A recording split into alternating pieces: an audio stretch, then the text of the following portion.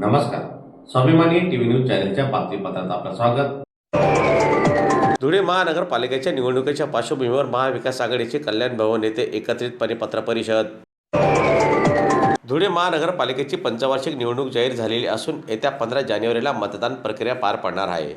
तत्पूर्वी 13 डिसेंबरपासून उमेदवारी अर्ज दाखल करण्यास सुरुवात होईल. त्यासाठी विविध राजकीय पक्षांनी तयारीला वेग दिलेला आहे.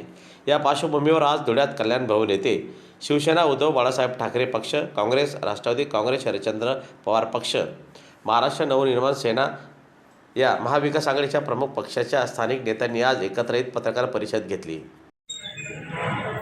आम्ही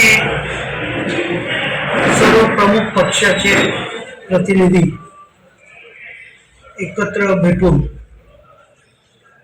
महाविकास आघाडीच्या रूपाने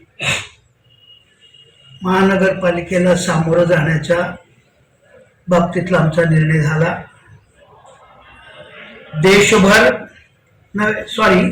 राज्यात जो विषय सध्या चर्चेला जात होता काँग्रेस पक्षाच्या वतीने मनसेच्या बाबतीत, त्याही बाबतीमध्ये काँग्रेस पक्षाने स्पष्टीकरण दिलेलं आहे.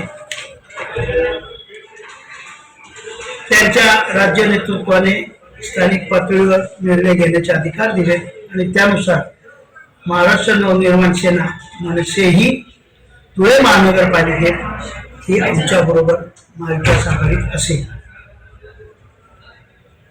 त्यानंतर ही महानगरपालिकेच्या निवडणुकीचं नेतृत्व खासदार सौभाग्यवती शोभाताई बच्चाव व अनिल अण्णा गोटे हे नेतृत्व करतील.